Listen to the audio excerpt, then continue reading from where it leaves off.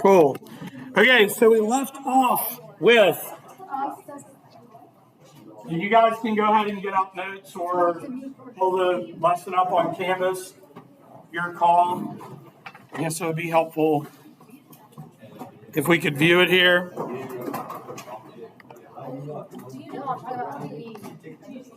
All right. So the rise of European exploration. Marco Polo sets European exploration precedents from 1271 to 1295, 24-year journey. He sets out at the age of 17. He is going to travel through the Middle East, India, to the Mongolian Empire under the control of Kublai Khan, to India, Japan, likely as far as Burma, and ultimately upon the return, Italy, my apologies, Venice is in the midst of a war with Genoa. He will join the fight with the Venetians and will be jailed in Genoa. And in jail in Genoa, he meets up with this ghostwriter and starts telling his stories of his travels, and that's how the book comes about. Again, by the time he's telling these stories, he's like 44, all right? So he's talking about his life, traveling the world, but not all of the stories necessarily line up. Not all of them can be corroborated, but still, the legacy is an inspiration because it starts to inspire other would-be explorers and nation states to get involved in what will become the golden age of exploration. So we often argue, like, what's the greater legacy? Is it the travels themselves, or is it the writings of his travels? Because at this point, this happened, like, when this book is published, it was published before the printing press, right? So all of these copies of the book had to be written by hand and transcribed into various languages. So to have a copy of this was a huge deal. And one person in particular that had a copy was who? Columbus. Columbus had a copy, an annotated copy of this book on his travels. So what Polo will do, he will encourage other Europeans to seek a faster and cheaper trade route to Asia for a variety of goods and culture and so much more than what was just written about in his travels. Portuguese mariner, Prince Henry the Navigator. Prince Henry was nobility, but he was born down sort of the birth order. Have you guys ever heard of primogeniture before?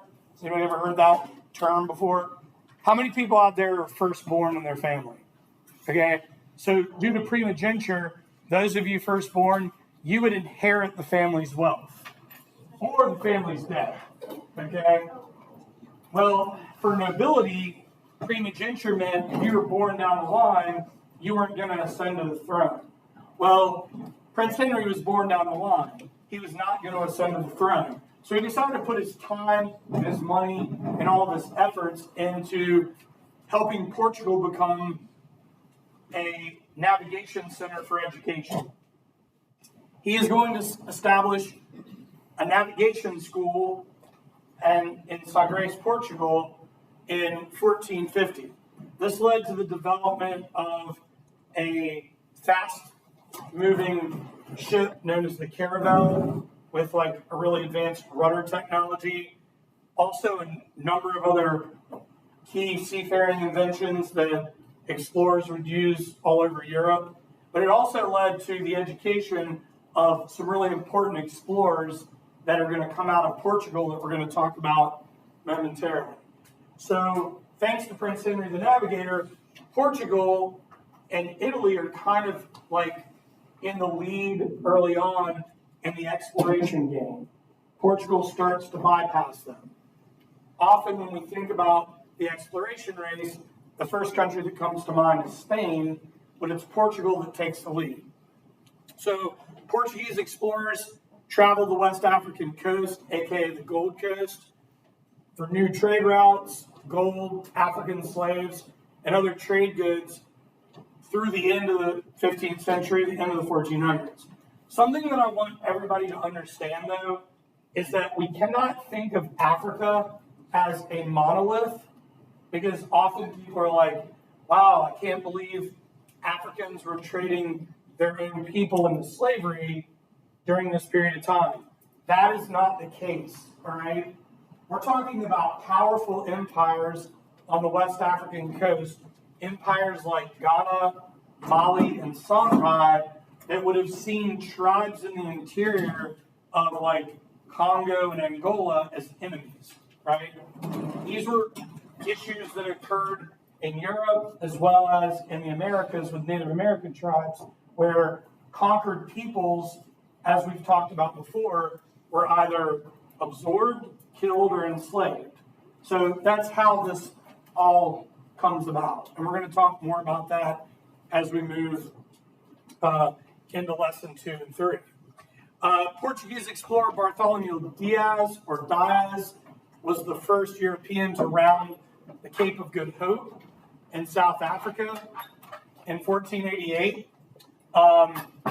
Something that I want you all to understand is that sea route along the southern tip of Africa, as well as the sea route around the southern tip of South America, known as Cape Horn, both the Cape of Good Hope and Cape Horn, this is like really treacherous water. So Diaz goes back to Portugal, and in the 1500 takes another voyage, and on the next voyage he's lost at sea. So he's not able to follow up on the success of this first expedition, but this gives Portugal yet another foothold in the early days of the exploration race. Now we get to Columbus. Columbus has been inspired by the Italian explorers that have come before him, inspired by Polo, and also inspired by what the Portuguese have done in Sagres, as well as what his contemporary Bartholomew Diaz has done. Columbus has another idea, though. His plan is to go west and to attempt to find a southwest trade route to India and Asia via the Atlantic. He bounces around to multiple different countries until finally Isabella and Ferdinand of Spain will support his expedition. 3 ships he'll take, and he'll land in San Salvador on October 12th, 1492. We're going to talk more about that in a little bit more detail as we move forward. And then finally, Portuguese explorer Vasco da Gama, he follows up on the exploration of Diaz. He will not only round the Cape of Good Hope, but da Gama will be the first to make it all the way around Africa and make it to India. He'll be named the Viceroy of India, and that will be Portugal's first attempt at colonizing India. Other countries are going to try to catch up quickly to colonize India. We're going to talk, I think you've learned about England's colonial attempts or successes in India, but then da Gama will later die of malaria. Yeah. Were the 3 ships that Columbus got named Pinta and Santa Maria? Yep, that's right. And we're going to talk a bit about that because I'm going to talk just a little bit more in depth about Columbus as we move forward. Excellent job. All right. So here we have Polo. This is Polo's route. At least this is what we think it is.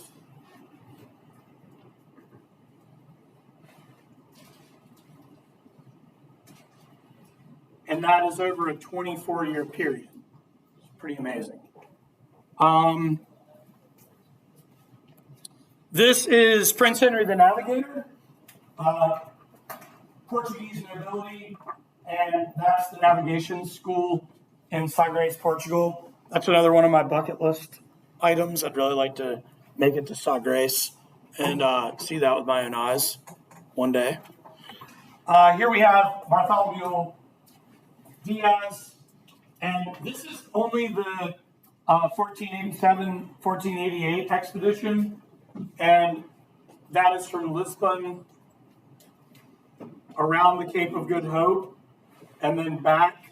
We don't have the 1500 here. That is the route where he's lost at sea.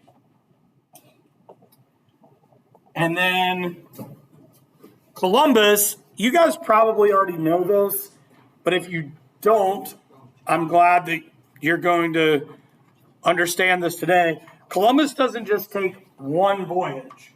Columbus takes 4, all right?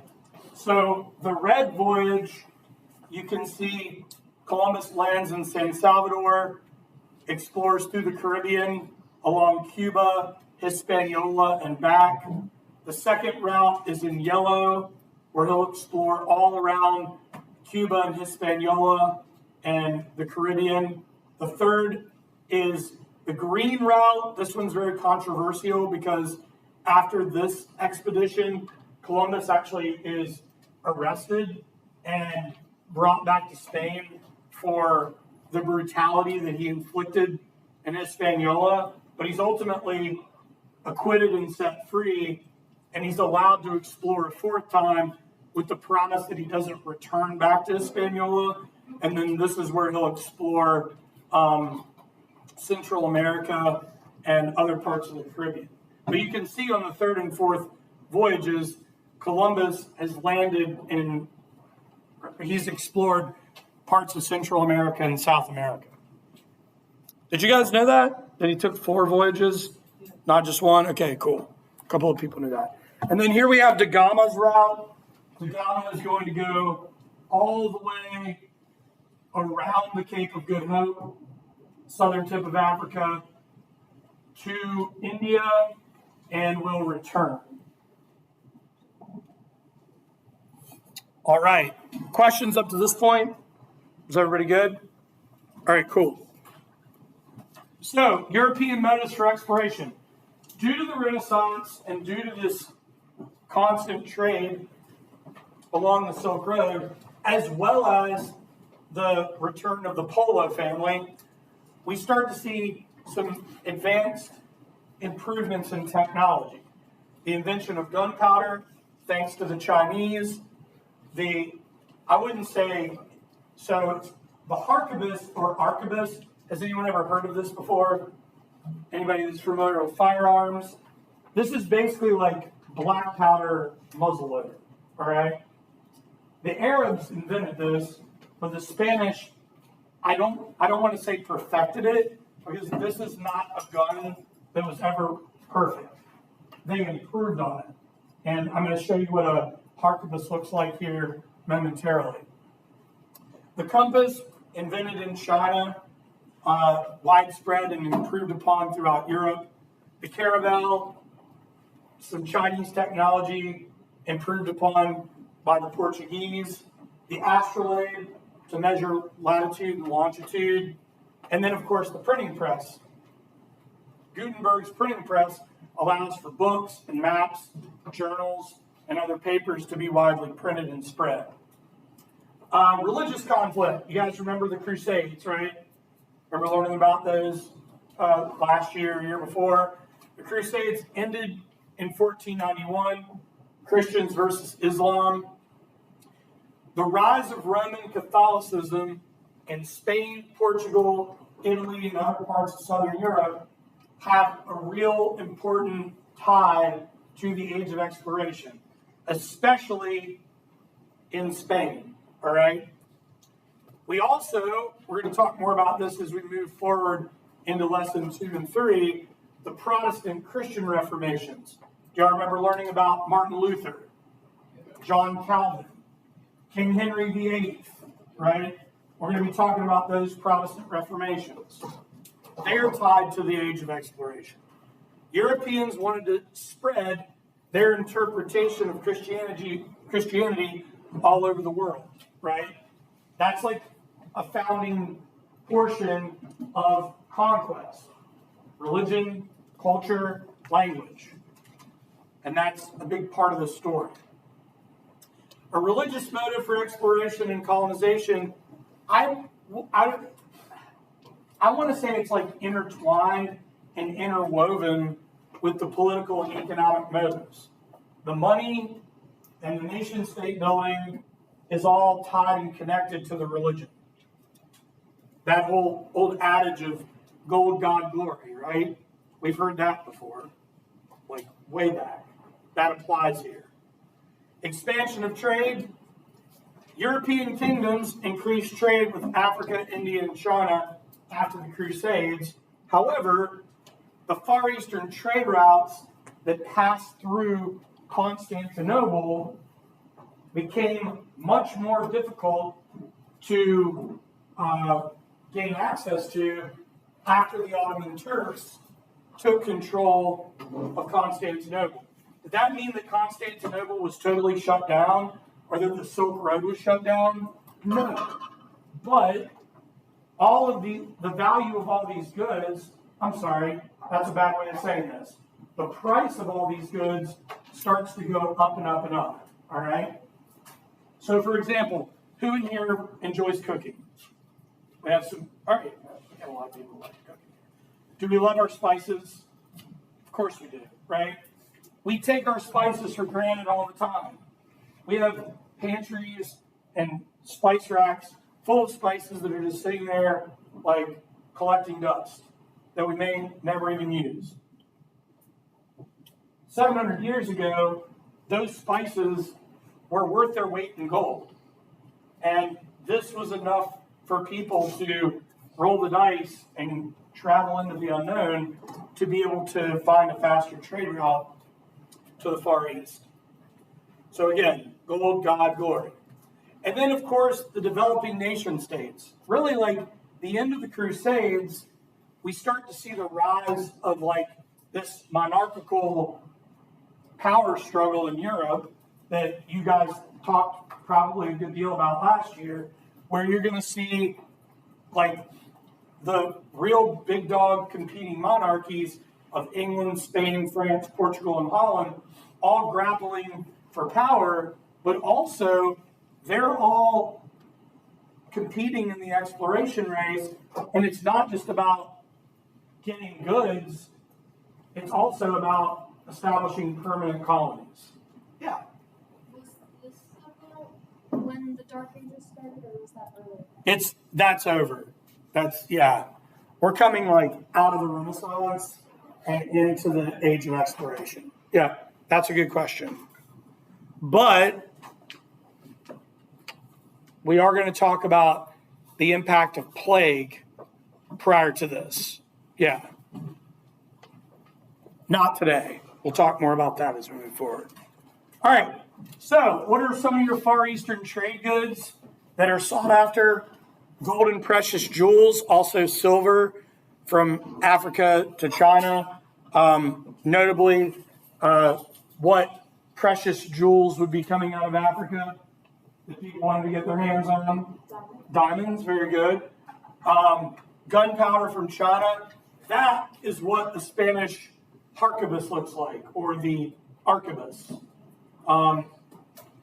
Cinnamon, pepper, nutmeg, cloves, silks, cotton, dyes, all of these were sought after goods that Europeans risked life and limb to be able to find a faster trade route to obtain.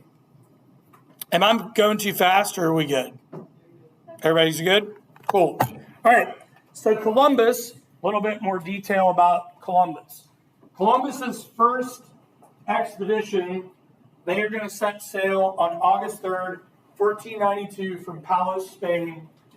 3 ships, excellent job earlier. The Nina, the Pinta, and the Santa Maria, which was Columbus's flagship, all right? They will land in present-day San Salvador on October 12, 1492. Columbus narrowly escaped a full mutiny. He just said, hey, if somebody sees land, I'll provide you with monetary reward and a promotion in rank. And the guy that saw land first, Rodrigo, never received any money nor a promotional rank. The first tribe that they are going to interact with is a tribe that dominated the Caribbean. They are called the Arawak or the Taino. Okay? Now, initially on the first expedition, the relationship was pretty good. All right? They were trading, they were getting along for the most part, but on one of the expeditions, the Santa Maria had run aground.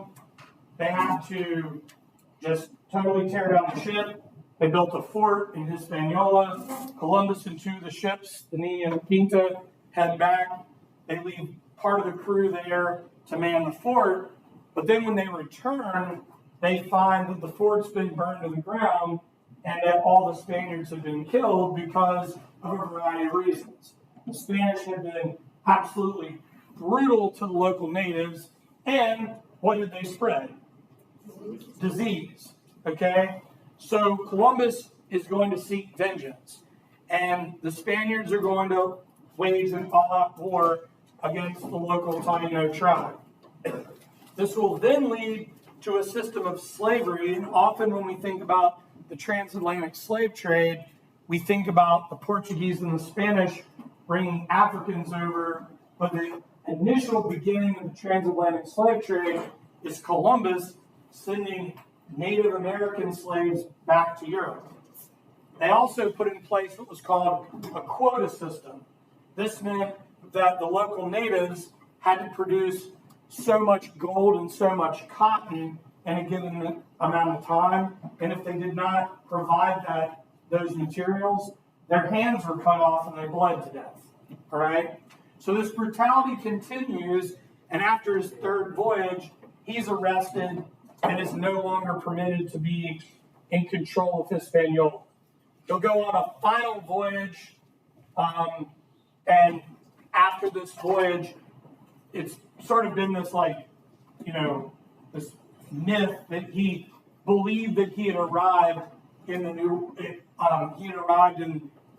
Indian Asia, because he had dubbed the Taino and the Arawak Indios. But we know that by the end, he knows and believes that he arrived somewhere bigger. And I'm going to show you an example of that. Yeah. Oh, yeah. You're good. Yeah, here's him. So,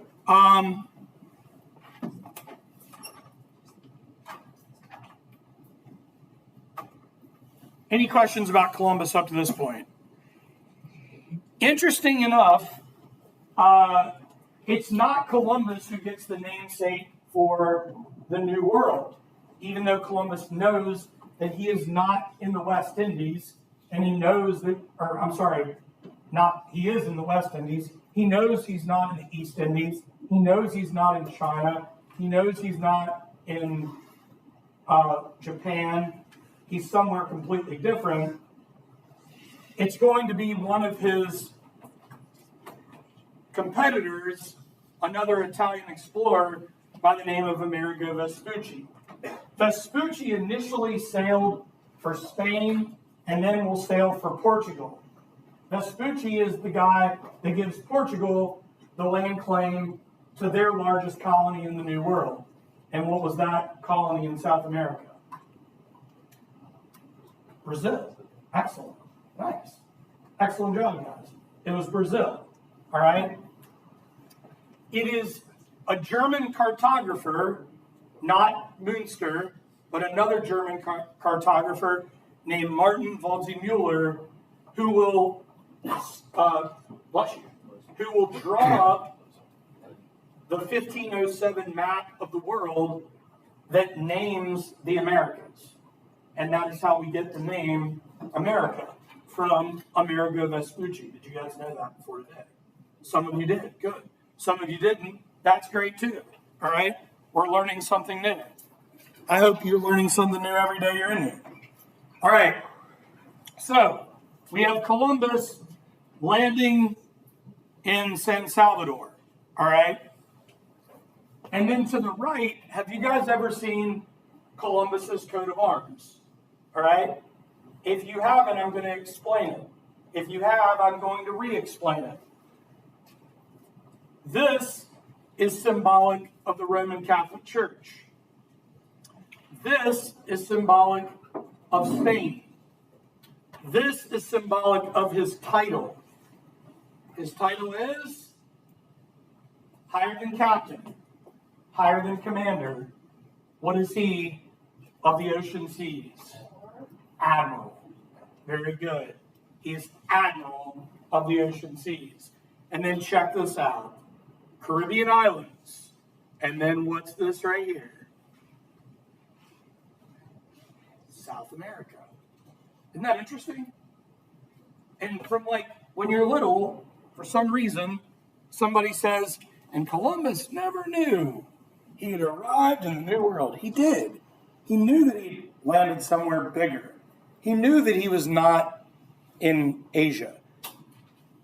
Clearly, he didn't understand that on the first go round, but by the fourth trip, he certainly understood that. And then there's Amerigo Vespucci. We have Vespucci's first expedition for Spain, just around the time that Columbus was exploring. And then toward the end of Columbus's explorations, Portugal hires Vespucci, and then Waldseemüller will make Amerigo Vespucci insanely famous. This is the Waldseemüller world map from 1507. How cool is that? It's parceled. And what's pretty wild about this world map is you can't really see anything for North America, because North America at this point had not yet been explored by anyone from Portugal or Spain up to this point. So, kind of a cool primary document for you. All right. So, the Columbian Exchange. This is New World contributions, Old World contributions, and African contributions during this age of exploration. Minerals coming from the New World, gold and silver. Agriculture, corn, potatoes, pineapples, tomatoes, tobacco, beans, vanilla, and chocolate. Disease, syphilis. Yes, this is a bit gross. We'll talk more about this later, all right? A little bit later in the lesson. This is a lot of historical debate around syphilis here. Old World contributions, agriculture, wheat, sugarcane, rice, coffee, livestock, horses, cattle, ox, sheep, pigs, disease, smallpox, measles, bubonic plague, influenza, typhus, diphtheria, scarlet fever. These are all diseases that natives had no immunity to this. And then African contributions, trade goods, vitally important tools, musical instruments, gold, and then tragically, slave labor. The first African slaves are not going to be brought to the New World by Spain and Portugal until the early 1500s, around 15 to 1518. Why? What's happening to the natives? They're all dying from disease and forced labor and warfare. All right? Excellent. So this is the insane thing about the Columbian Exchange. All right? Are you guys familiar with Adam Smith, Scottish economist? Heard of him before? He wrote Wealth of Nations. Yeah, remember him? Econ students. he will point to this era as the birth of global capitalism. This is the beginning. The movement of goods and people globally is the revolution of global capitalism. All right? And it's kind of crazy, right? Tomatoes originate in the New World. We could not imagine Italian cuisine without tomatoes, right? Where are my Italian food lovers at? Okay? I can eat Italian every day of my life. It's hard to imagine Florida without citrus. It's hard to imagine Georgia without peaches. It's hard to imagine the Caribbean and Central and South America without coffee. This movement of food, this movement of ideas and people, voluntarily and involuntarily, is a revolution. Questions about the Columbian Exchange? Is everybody good? All right, cool. This is where I pump the brakes for today. All right? Beautiful. Wonderful. New worlds collide. Disease. All right? European Old World diseases devastated the Native American population across both continents.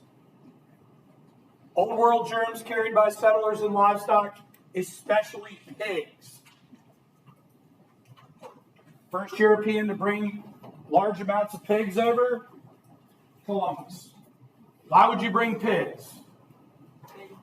Bacon. Yeah. Why else? Yeah, for most of us probably in the room, pigs are delicious. Some of you might not eat pork, but this was a way to survive. What else is important about pigs? What can they do? They're survivors, right? You let them loose and they forage. Also, pigs reproduce very quickly. Their gestation period is short. So you can let a group of pigs loose in a Caribbean island and they're going to reproduce quickly. What is one disease that these pigs are carrying that is devastating for the natives? That's a good guess. I'm looking for an even more common one that all of us have had in our lifetime. Influenza. Very good. Horrible flu strands were carried by pigs. And more Europeans are bringing more and more livestock. Cattle, horses, pigs, chickens, like whatever they can bring, they're bringing, and that's spreading disease. It's estimated that between 90 and 95% of the native population was wiped out by disease. We're talking about an estimated population of somewhere between 50 and 100 million natives on 2 continents. Disease was the main killer. And it spread quickly. And the biggest killer of them all was smallpox. And what I mean by this is that smallpox arrived in both the Incan and the Aztec civilizations before the conquistadors ever got there. Those diseases were already ripping those communities apart. Additional diseases that are passed along: bubonic plague, chickenpox, measles, diphtheria, influenza, malaria, scarlet fever, typhoid, tuberculosis, and pertussis, which I thought I should probably clarify this one because you're probably not I guess if you're like going down the track for medicine in your life, you might know what pertussis is. But in common terms, that's whooping cough, which what group of society does that typically hit the hardest? Children, right. Okay. Native Americans infected Europeans with syphilis, a lethal sexually transmitted disease that was difficult to cure in the 16th century. I'm not trying to gross everyone out, but this is historically debated because there is an ancient European civilization that had a massive syphilis outbreak, but at this period of time, prior to the age of exploration, it had gone dormant. Does anybody know what ancient civilization had a horrible syphilis outbreak? Ancient European. Vikings is a good guess, but no. Think Mediterranean. You're getting warmer. The Greeks. Okay? There was a syphilis outbreak in ancient Greece. However, it had gone dormant until the age of exploration. And all these countries are blaming each other. France is blaming Spain. Spain is blaming France. They're all blaming England. What's the miracle drug that cures syphilis that they don't have access to? Because it hasn't been invented. Anybody know? Starts with P.